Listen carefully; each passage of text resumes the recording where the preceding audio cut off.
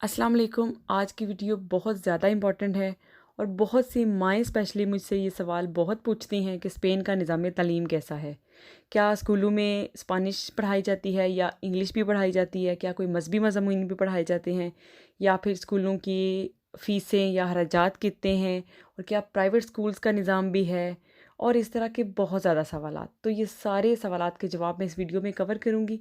सबसे पहले मैं यहाँ से शुरू करती हूँ कि स्पेन में बेसिकली 3 तरह के स्कूल्स हैं।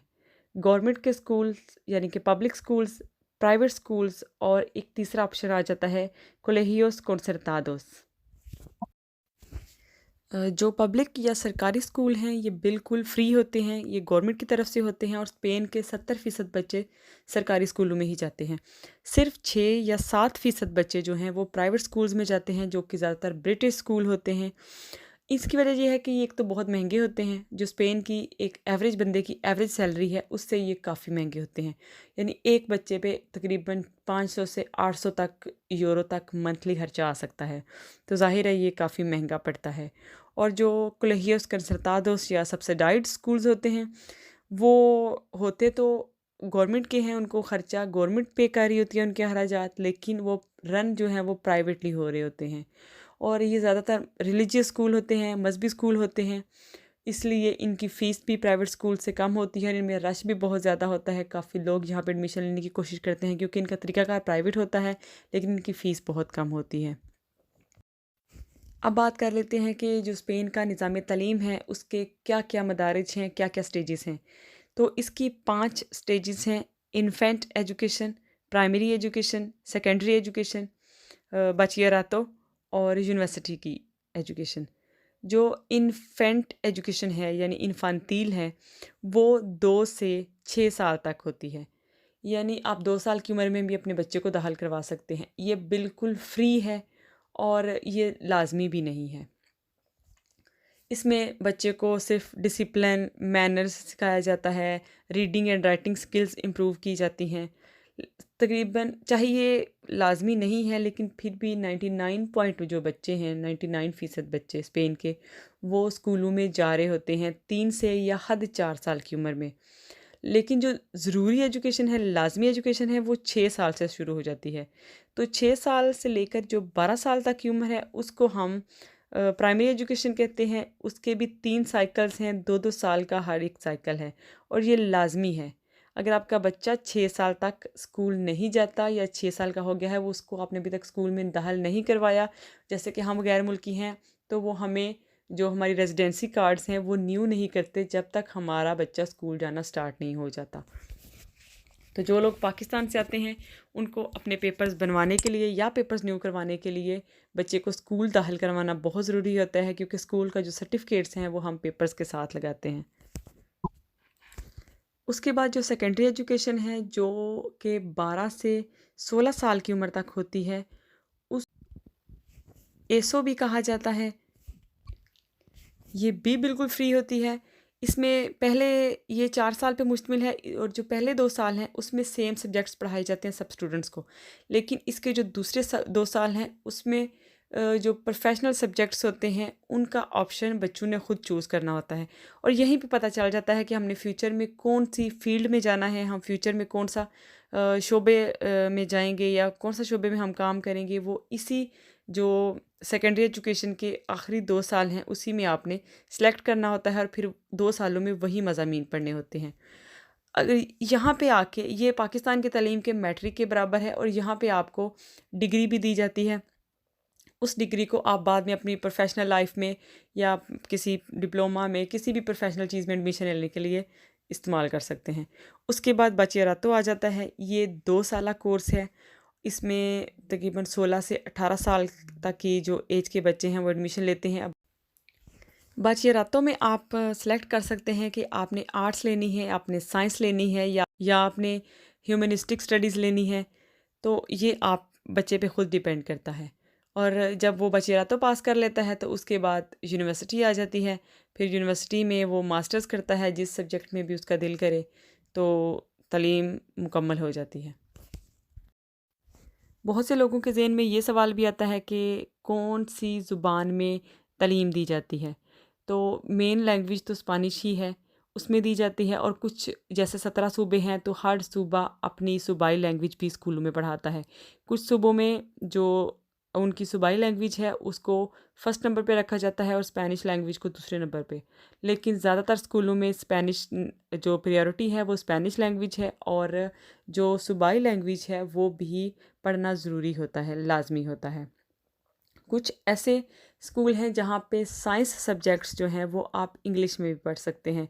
जैसे बेनीदोरो में भी एक स्कूल है, वहाँ पे जो बाकी सब्जेक्ट्स हैं वो सारे स्पेनिश में ही हैं, लेकिन कुछ साइंस के सब्जेक्ट्स और मैथ्स वगैरह वो इंग्लिश में भी पढ़ सकते हैं। और कुछ ऐसे स्कूल हैं जहाँ पे फ्रेंच में भी पढ़ाया जाता है।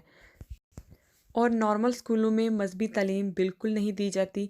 जब आप बच्चे का स्कूल में एडमिशन करवाते हैं तो वहाँ पे साथ एक फॉर्म दिया जाता है जो आपने फ़िल करना होता है कि क्या हमने अपने बच्चे को जो मज़हब की, यानी इनका जो क्रिश्चियनिटी मज़हब है, उसकी तालीम हम देना चाहते हैं या नहीं। तो ऑब्वियसली हम पाकिस्तानी मुसलमान वो फॉर्म फ़िल नहीं करते कि हमने जो रिलीजियस एजुकेशन है वो बच्चे को स्कूल में नहीं देनी। तो वो आप बच्चे को एडमिशन के टाइम जो फॉर्म है उसी पे क्रॉस लगा देते हैं कि ये हमें नहीं दिलवानी। और जो फ़ीस है वो टोटली बिल्कुल फ्री होती है, और यूनिफ़ॉर्म बच्चे पहन के नहीं जाते। ज़्यादा स्कूलों में बच्चे जो नॉर्मल कलर्ड कपड़े हैं या घर में जो भी कैजुअल कपड़े हैं वही पहन के जाते हैं। हाँ, कुछ इक्का दुक्का स्कूल होते हैं जिनकी अपनी पॉलिसीज़ होती हैं कि बच्चों को यूनिफ़ॉर्म में आना होता है। और एक सवाल अगले दिन एक बहन कमेंट में पूछ रही थी कि जब पाकिस्तान से हम आते हैं तो क्या हमें वहाँ से बच्चों के स्कूल के सर्टिफ़िकेट्स यहाँ पे लाने होते हैं? तो मेरा ख़्याल है ऐसा ज़रूरत नहीं है, उन सर्टिफ़िकेट्स की ज़रूरत नहीं होती। आपका बच्चा जिस एज में भी होता है उसको बेसिक सा टेस्ट लेकर तो उसको उसी उसकी एज के हिसाब से उसी क्लास में दाखिल कर दिया जाता है। हाँ, कुछ ऐसी कंडीशंस होती हैं कि अगर आपका बच्चा नॉर्मल बिहेव नहीं कर रहा स्कूल में, या वो दूसरे बच्चों से ज़हनी तौर पे बहुत पीछे है, तो वो स्कूल का सर्टिफ़िकेट्स पाकिस्तान का माँग सकते हैं, सिर्फ़ ये देखने के लिए कि ये पाकिस्तान में किस तरह के स्कूल में जा रहा था और किस स्टैंडर्ड में पढ़ रहा था। इसके अलावा यहाँ स्पेन के जितने भी मज़हबी या मुल्की लेवल के फेस्टिवल्स होते हैं, वो सारे स्कूल में भी बच्चों को सेलिब्रेट करवाए जाते हैं। इसके अलावा हर एक बच्चे का अपना स्कूल की जो ऑफ़िशियल वेबसाइट होती है उस पे अपना एक लॉगिन होता है, जिस पे आपका पासवर्ड और आईडी होती है, जिसको आप लॉगिन करके देख सकते हैं। जितना भी बच्चे का डाटा होता है वो उस पे ऑनलाइन उन्होंने शो किया होता है। और जो छोटे प्राइमरी स्कूल होते हैं या जो इन्फांतिल होते हैं, वो हर मोहल्ले में, हर कॉलोनी में वॉकिंग डिस्टेंस पे एक ना एक स्कूल ज़रूर मौजूद होता है, ताकि आप बच्चों को आसानी से पिक एंड ड्रॉप कर सकें, बाई आप पैदल भी बच्चों को ला ले जा सकें। जो सेकेंडरी स्कूल होते हैं या जो हायर एजुकेशन के होते हैं, वो तकरीबन शहरों, मतलब वो क्योंकि बड़े होते हैं तो वो शहर से बाहर हो सकते हैं या थोड़े से दूर हो सकते हैं, तो उसके लिए भी स्कूल वाले आपको बस की सहूलत देते हैं। लेकिन छोटे बच्चों के लिए हमेशा आपके जो घर के नज़दीकी स्कूल होता है, वॉकिंग डिस्टेंस पे, उसी में बच्चे को एडमिशन दिया जाता है। और इन्फांतिल में और प्राइमरिया में आप बच्चे को अकेले नहीं भेज सकते स्कूल में, आपने हमेशा ख़ुद बच्चे को छोड़ के आना होता है और ख़ुद ही बच्चे को लेके आना होता है। जो जिस बंदे ने भी लाना ले जाना होता है उसकी आईडी, उसका बच्चे से रिश्ता, उसका जो पूरा डाटा है वो स्कूल में जमा करवाना होता है, ताकि जब भी वो बंदा लेने जाए तो स्कूल वालों को पता हो कि ये बच्चे का रिश्तेदार है। और ऐसे स्टूडेंट्स जो पाकिस्तान में किसी प्रोफेशनल डिग्री होल्डर हैं, या वो प्रोफेशनल किसी चीज़ में उन्होंने स्किल सीखी हुई है, या वोकेशनल ट्रेनिंग उनके पास किसी चीज़ की है, तो वो यहाँ आके जो अपने सर्टिफिकेट्स हैं उनको स्पेनिश में कन्वर्ट करवाएंगे और फिर उसी शोबे में यहाँ पे फिर 2 साला कोर्स करेंगे, तो उनकी वो जो सर्टिफिकेट्स हैं और डिग्रीज़ हैं वो यहाँ पे वैलिड हो जाएंगी।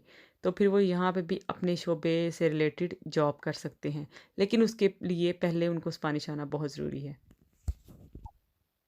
जितनी भी मेरे ज़हन में बातें आ रही थी स्कूल से या एजुकेशन सिस्टम से रिलेटेड, वो मैंने बता दी हैं।